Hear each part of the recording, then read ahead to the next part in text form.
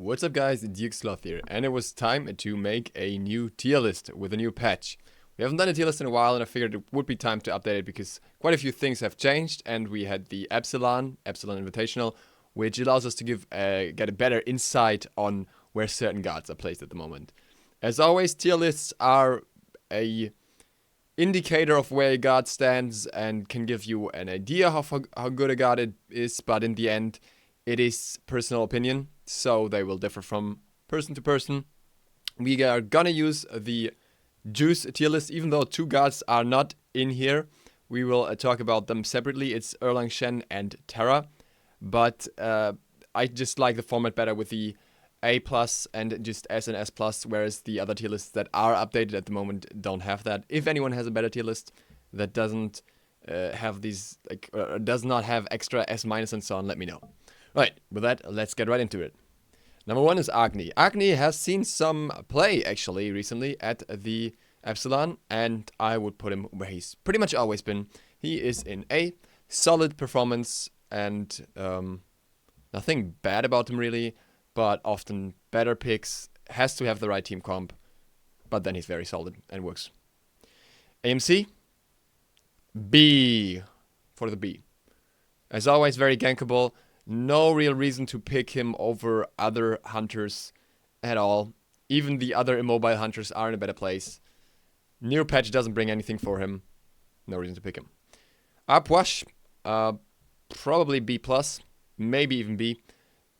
Not that great of a character at the moment still. Lacks escapes and doesn't bring the reliable burst that other characters have to the table, because you have to have those corpses in order to work as effective as possible, so that's always a problem for him. Still a very good counter to certain healers, but more of a niche god. And her performing pretty well at the moment. Ability-based hunter, I would just put him in A at the moment. New item doesn't bring him major benefits compared to others, I think, so he's good where he is. Not much of a change needed. Amaterasu, also very solid. Very strong solo laner coming to late game. Early game is not the greatest. Just an overall solid character with relatively few matchups that are really problematic for her, so that's great. But then again, also not overperforming in any regard. Anubis is an immobile glass cannon, and as he has to be rooted to deal his damage, I would put him in B. Could be put in B+ as well. Somewhere around here, but not better than that. He's way too easy to outplay, and any decent player will be able to do that. On lower ranks, he performs very well, but that's it. Ao Kuang is strong. Ao Kuang is very strong. Adapting had a great performance on him, but then again, it's Adapting who is known to make pretty much every jungler work. I will still put him in S. He's still very strong at the moment. Ansar counters him, but no one buys it. So hey, fun times there. Overall, it just has a lot with the execute and can't really be counter-built all too much, and has a very standard build that works for him in every situation that will just blow people up. Aphrodite, with the changes, a little better, but still in the same spot. She's not good enough to tank up damage, so she can't really be played in support. She can't really be played in solo too well. Where you would probably put her on the right team is mid, but at the same time, you will then lose a lot of early contention. She is great combined with a hyper carry late game. She will always be. Especially melee hyper carries are awesome with Aphrodite, but you have to get there, and the way there is really, really rough. Apollo is probably better off with the new patch again, because the new Poison Star helps him with the steroid and so on. So I would give him A+ currently. He's not the strongest ADC at the moment, but he's definitely not a bad one either, and the new patch will bring him some additional benefits. Arachne, always B+ for me. Arachne is strong in a 1v1 scenario. Arachne is strong in an invading scenario. Arachne has problems as soon as she faces a coordinated team that can effectively shut her down, because she either builds damage or she builds tanky and will have less impact. She can't do both at the same time all too well, but in the right hands, with the right team, she can work very well. Ares is a solid A for me. if you can play him, it's aggressive support. He's very good. He works in a good team setup, but there are, once again, stronger supports at the moment. Artemis. Artemis, higher than Anubis at the moment because of the new item. Still struggles with the fact that she doesn't have an escape, that she's very gankable.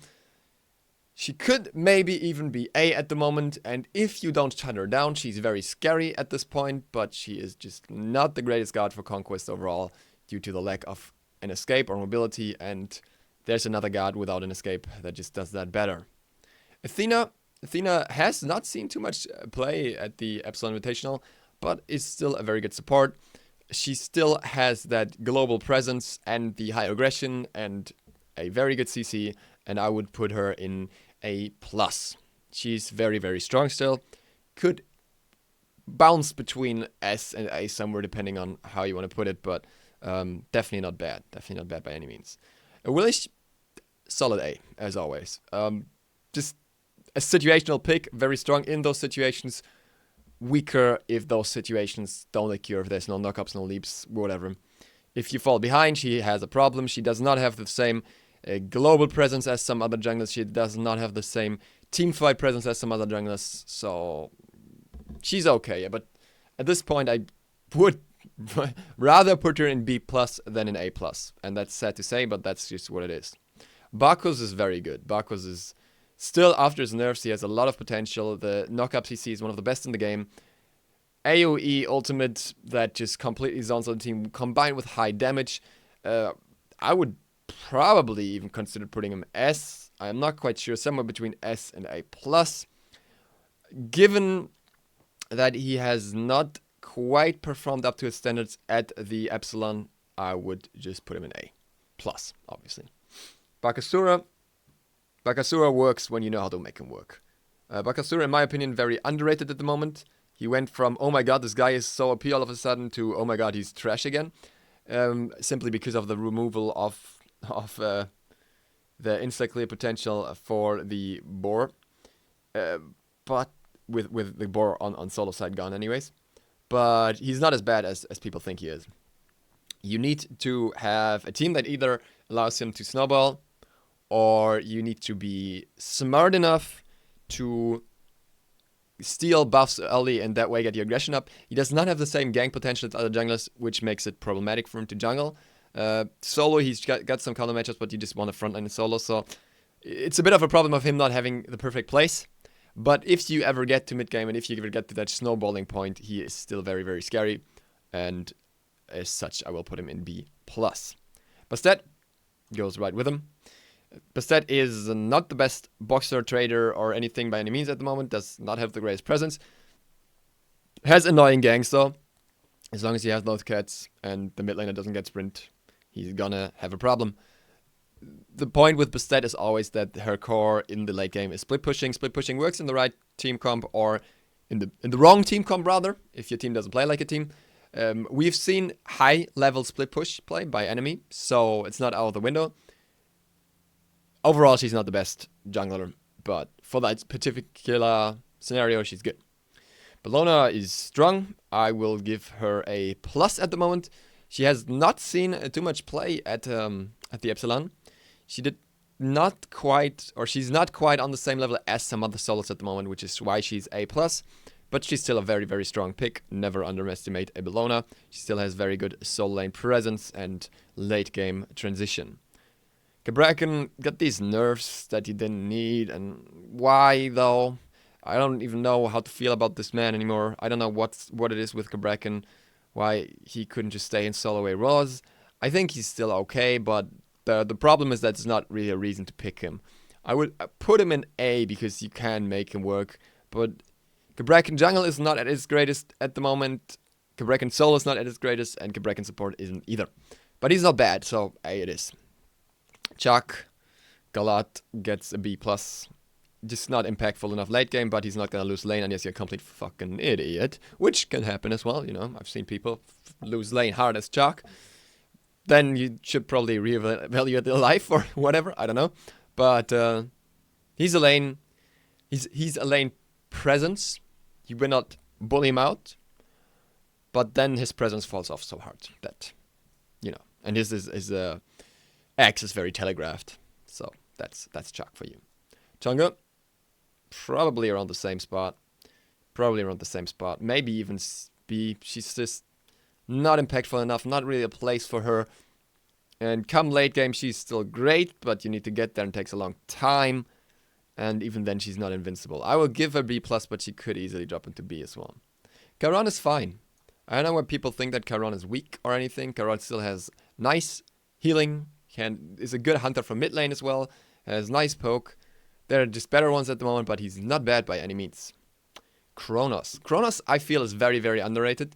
If you've seen Emilito on Chronos in the Epsilon, you will have seen how freaking snowbally that god is and how he can walk through a team even when his teammates don't show up as usual. I'm thinking particularly of that game where we had Thor in the jungle for adapting, and adapting was kinda not performing up to standards, but Emilito just walked through everyone with Chronos. Chronos is extremely good in ranked scenarios because he is strong in team fights, he has that team fight presence, but at the same time he's a really good split pusher. So if your team is good, you fight with your team. If your team is bad, you split push like hell, and both works out perfectly. If I was to play middle lane, I'd play Chronos all day because he's really, really freaking good. And he is hard to kill, he has that rewind, he has that reset, and that just makes him really strong overall. And I don't know why he's often placed so low.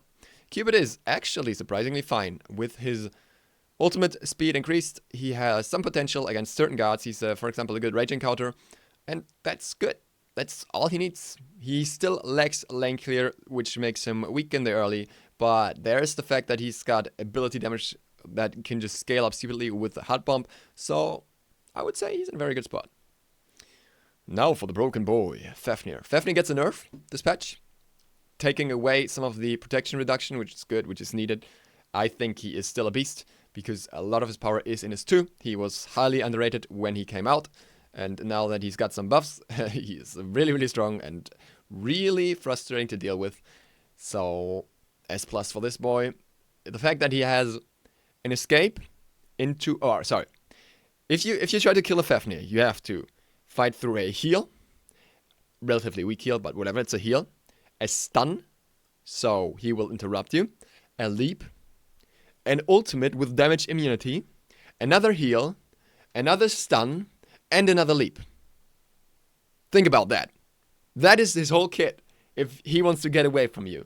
So if he doesn't want to die and he's got any idea of positioning and he has his cooldowns up, he's not gonna die.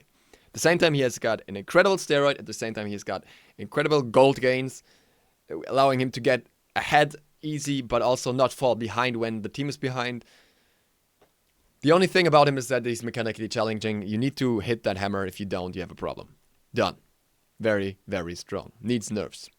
Needs further nerfs than he got already. Fenrir, A tier. Adapting performed really well on him, but overall Fenrir is an A tier god. He is completely fine where he is, and that's what it is.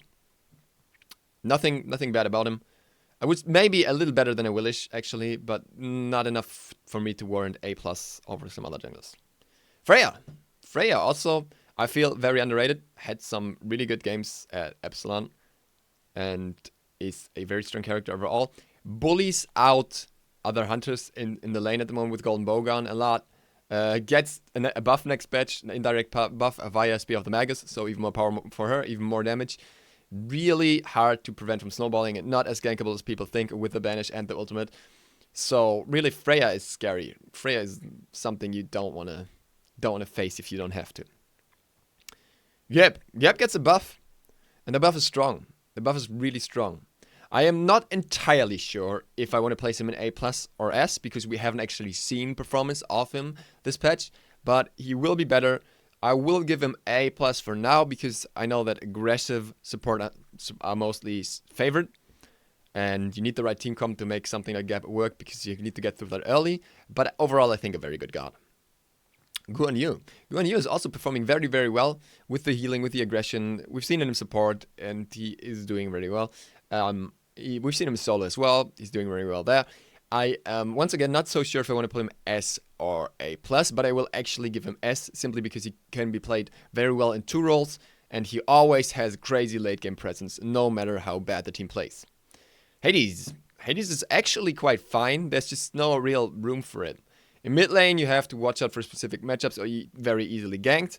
In solo, you can use him, but then again, you can also not use him. So overall, I think he's underrated. I think he's decent enough, but he is very situational. Somewhat between B+ and A. Given that some other gods are like performing up to the same level, I'll give him A for now, given that I have Cabrakan in there. He's okay. Hou Yi, a monster if you get to late game, a monster with his Spleesh and Sploosh, ridiculous amount of damage, and slow immunity, one of the few counters to Nemesis at the moment. Actually, putting him in A. He still doesn't have an escape, he still struggles the same way that Anubis or Apuash would in that regard, but he has an ultimate, which is basically an escape, and the Cupid is really, really good. And if he walks over you, then there is no stopping for him. Very easy to shut down by the right team. If you don't watch out, you still have a lot of trouble. So he's not OP by any means, but he's a lot better than what people give him credit for. But then again, some people give him too much credit as well. Hell is just right where the other healers are. B. Plus, she's okay. Late game, she's scary. Early game, not so much. I have a feeling we'll eventually see someone in the SPL play Hell all of a sudden, and she's gonna be considered OP again. But at the moment, she's in a solid place, but a little too weak on the side to really justify picking her. Hercules got a buff. Hercules is actually fine. Hercules is just not doing much. You can pick him, you can bully in lane, you can stand there like a raid boss late game, but you're just not gonna do much more. That's it. He's basically the second Chaac, but a little better because his lane presence is better, and he's got some better, like, more accessible CC. So yeah, that's it. Hou Yi was overrated, as it seems. Did not perform all too well at the Epsilon, especially on the first day. Still a strong god, still a strong hunter overall, but not as crazy good as people think he is. He's got that 1v1 trading potential, but he's just not there to completely take out teams in the way that people act there. Like, you're gonna kill one person with a mark if they don't pay attention to you, but you're not gonna mark 5 people. And 1v1 boxing potential isn't all. Also, we're gonna see some other hunters that just benefit more from the new patch. Hun Batz. Hun Batz is up there now. I would nearly put him in S. I will put him A+ for now, but with the new item, with the new crit item, Poison Dagger, which will work well for him, and his just overall disruption potential, he's really good. The problem with Hun Batz is mostly that he needs a late game scenario, or mid game scenario at least, to work properly, where he can blow up people. With the new item, that's going to be more accessible, so heck yeah for Hun Batz. The monkey's there. Isis is good. Isis ult is very, very good for stealing objectives, securing objectives. Her damage is good. Her bully potential is good. I don't know why people think she fell off. She did not really fall off. She's still very, very strong, and always a nuisance to deal with. Who's even better is Janus. Janus, once again, up in S. Just annoying to deal with. Global presence. High damage. Utility mage. My ass. So, not much to say about it. Really, not very gankable. Will always get away from you. High damage. What else do you want in a mage? What else do you want? Jing Wei. Jing Wei is gonna be good. Next patch is gonna be really scary. I will actually... Will I put her in S? Will I piss people off and put her in S?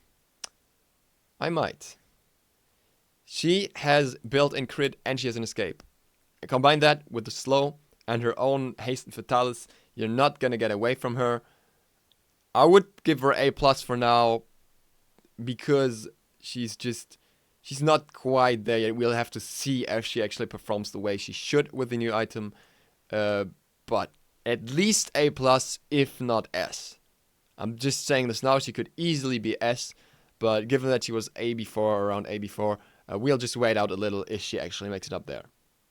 Kali, somewhere between A and B+. I'll give her the benefit of the doubt and say A. She has very strong late game potential. She needs to get there though. She needs 3 items to be effective. It's always kind of annoying to deal with. Once she gets that, she can snowball, but others just snowball better at the moment. Capri. Capri's A+. Capri's still good. Capri still has a nice ult. But Capri's not bringing the same presence that some other Guardians are at the moment. He's like a weaker part of A+, I would say. Not quite A, but the ultimate is still too strong to just underrate him. But overall, he's in the best spot he's ever been so far, I think. Kukulkan, why would you pick this guy? Kukulkan is just... He's okay with the right team comp, with a lot of setup, CC, blah. But there are just too many better mages. It's no reason to pick Kukulkan over anyone else when there are others that have similar damage that's easier to confirm and better escapes on top of that. So that's B+. Kumba is annoying as hell to deal with. He's got good disruption. He's got overall enough potential, and I will give him A+. Yeah, I will give him A+. I was considering to put him in S, but overall a very good pick. You can't go wrong with a Kumbhakana, basically, but also not the craziest support pick. Nothing compared to Fafnir. Loki, B+. We don't even need to discuss this at this point. Loki doesn't really have a place. Loki doesn't really have anything that would justify him over other characters except for split push. Same boat as Bastet, only that Bastet is a jungler who is more suited for doing the split push job than the solo laner where you want frontline. You can play him other roles like ADC or mid, but once again, he's got some very shitty matchups, and the new crit item will also make him struggle in ADC role more, so yeah, Loki, man. Medusa, solid A, I would say. New item doesn't bring her all too much because she's not typically the crit rush kind of character. She's got some lane presence, but she wants trends, and that kind of sucks in that regard. Yeah, Medusa, man. Not bad by any means. She still has her escape, has her ultimate, but also not great. Mercury, I will give A+. Mercury, with the new item, should have very good potential and should be very annoying to deal with, and I am not looking forward to fight him. Late game is crazy, early game not so much, but it's easier for him to get to late game now, or the late game starts very early when you can build crit so early and make it effective compared to, say, Kali. Neath, global presence, high damage, good burst, somewhere between A+ and A. Probably A+, given that Medusa is A. Nemesis is stupid. I don't know why people still haven't realized. Nemesis had an overall great performance at the Epsilon. She didn't do too well in the finals overall, I think, but that's mostly because of Panthera just being such a strong team. Nemesis is ridiculous. She comes online way too early with her ultimate being so strong. I feel like she was completely buffed in the wrong places. Her ult was buffed, and when her 2 should have been buffed, like buff her clear, make her late game more potent. Now she's just like a late game character past level 5. She can melt target, she can set up kills so easily, and she just has hardly any counterplay, and that's just too much to deal with, because you basically need 2 items or something to counterplay her. 2 relics, that is. Naja, I don't think he benefits too much from the new item. I think he's in a good place. Hard to play as always, but if you can play him well, he's good. There are other settings that are easier to play and easier to perform well on, so that's where he is. He doesn't really need the escape because he's got this ultimate. Blink plays are nice with him at the moment, with a buffed blink, but not too crazy. So that's a good place. Nox, another one of those characters. Why should you pick her? It's just too easy to avoid the combo. When you get the combo off, it's ridiculous damage, but it's not on the same level as other mages that have easily confirmed damage. And even the fact that she has an escape doesn't really help her in that regard. Nuwa, in a good place. High burst, easier to confirm than, for example, Nox. And the ultimate that just secures certain death that you would otherwise not get. Excellent counter to, for example, Capri or Janus, just guards that are, or Ao Kwang, guards that just are very known to get out of sticky situations. So, great for that. Great overall. Not much more to say. Odin, also A in my opinion. The cage is... Wait, hold on. Okay, there we go. The cage is very nice, but there's a relic against it. If you can force the relic and cage again, then good for you. He can set up teams very well. He has nice engages. He has a Awilix as a very natural counter, because taking away the leap takes away a lot of his potential. Still a one-shot wonder in some regard, but he's in a good spot. Just other warriors I would pick over him, depending on where you play him anyways. Given that he's got 3 rolls, that's a nice benefit for him. Osiris is probably somewhere between A and A+. I will say A because there are just other characters that have more bully potential at the moment. Yeah, A is good. Has good matchups in solo, can bully people out, has nice anti-Linus kit, has nice setup for his teammates, has the damage mitigation, which is really good. So overall, a very solid pick. Poseidon in the same place, blows up people with his ultimate plus pool, does not have an escape, so that's a big problem. You snowball or you don't. A bit like Awilix in that regard. If you're ahead, you just stomp over people. If you're behind, you have a problem. Little weaker than Agni, while in the same boat, I would say. Ra has that nice heal at the moment. Somewhere between A+ and A. I will put him in A because I don't think he's too crazy, but heal for a team is always so good for re-engages and stuff like that. So overall, a very, very strong character. Mostly played in mid lane. Solo Ra, not so good most of the time. And he's got those dang ultimate snipes, so that's always something. Here we have another one of the crazy boys, though. Raijin. Raijin on the same level as Janus for me at the moment. High damage, easy to confirm, most of it at least. High teamfight presence, accessible CC that way. CC removal as well, like CC immunity. Not removal, sorry. So, there's no reason not to pick Raijin, and there's reason to ban Raijin, and I don't see that changing anytime soon. Ram is very strong now, and Ram's gonna be stronger with the new crit item. Ram's got a buff. Ram is pretty damn good overall. I will give him S. I will say Ram now with the new item and his buff is S, because he's gonna slow you to hell and back, and there's nothing you can do about it except for walking backwards, I guess. So that's some scary potential right there. Ratatoskr, S. Still very strong, still high damage. Nerfs didn't hit him as hard as anyone thought. Let's see if he actually drops down. But for now, the guy, in at least in casuals, he can snowball too hard. In competitive, not so much. In competitive, I would have put him down to A+. Because in a coordinated environment, he's easier to shut down. So, maybe overall he is more towards A+, but in ranked at least, any level that is not professional level of play, this guy just snowballs like hell. And he doesn't really fall behind either.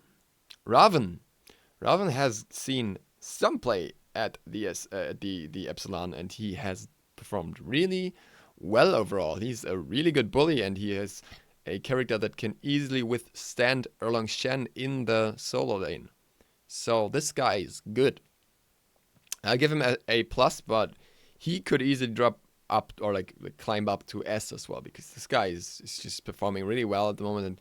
And while his late game potential is not the highest, his solo presence is probably unrivaled. Scylla, not so good anymore since the red port removal and the soulstone stuff and blah. So like the combo doesn't work the way it used to. Still good, not crazy, neat setup, not the easiest one to confirm anything with. I will give her A. Snowball character, but if she doesn't snowball, she's not half as great as she used to. Socket, also good. Adapting had probably his weakest performance on her out of all characters, surprisingly. Maybe tied with Thor in one of the games, but overall not as impactful. She's just very single target focused compared to other assassins, but she's good as such. Just, gotta make her work. Skadi. So Skadi is theoretically the same as Amusen Cup and Artemis would be. However, she has got more tools to zone someone off. She's got that ice, and she's got her ultimate with the root and a dog that will just slaughter you if you move up to her. She has got the additional benefit of having split push potential, which the other one don't have to the same extent, especially when built towards something ability damage-ish. And that overall puts her in A. Sobek's fun, man. Sobek is always fun. Sobek is solid, fun, and there's not much more to say about him. I will put him in A. I don't think he's quite A+ compared to the other supports, because he does have to position himself more towards risky plays, and He has to be in the right hands. Similar to Ares, he needs that aggression to be effective. And that's something that not everyone does. But if you do, Sobek's really good. Sol, good potential in multiple lanes. Good damage, but not crazy anymore. Just a solid A pick. Not much to say about her, really. She's got that good escape, which is a bit stupid in my opinion. And she's got an overall nice kit, but she's not gonna make you bullied like a Freya would or a Chronos would most of the time. Sun Wukong. Sun Wukong has seen a really good performance at the Epsilon. Meta shifts and such really helped him. I am kind of torn to put him between A plus and A, but I will give him the benefit of the doubt and put him in A plus for now, because I would say he's not off any worse than Raven. He just fulfills a different role. If he comes out of lane strong, then he comes out of lane very strong. Susano, really hard to say. Really hard to say for a particular reason. We need to see how the buff actually works. His escape range is lowered, which is generally something bad because his poke range is lowered. He needs to get closer to an enemy to make his abilities work in his favor, and that could be a problem. At the same time, it may reduce the time until he can teleport. I don't know if it's the projectile flies slower or if it flies the same speed, because if it does, then he can teleport faster, get out faster.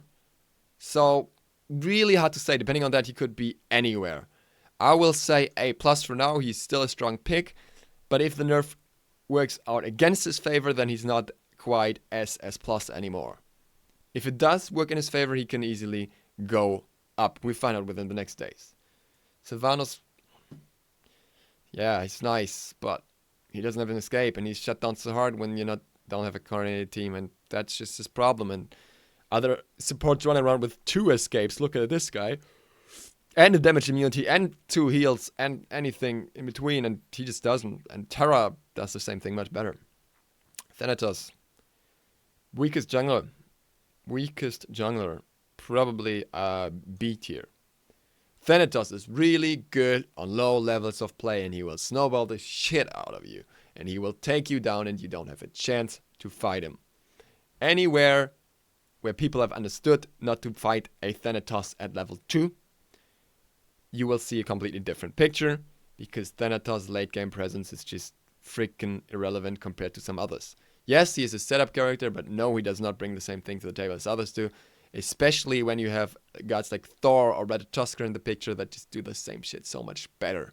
Their ultimates are so much better in that regard. One of them just naturally builds more tanky and has that engage potential, combined with another CC. The other one has a knock-up, which is just a much better CC.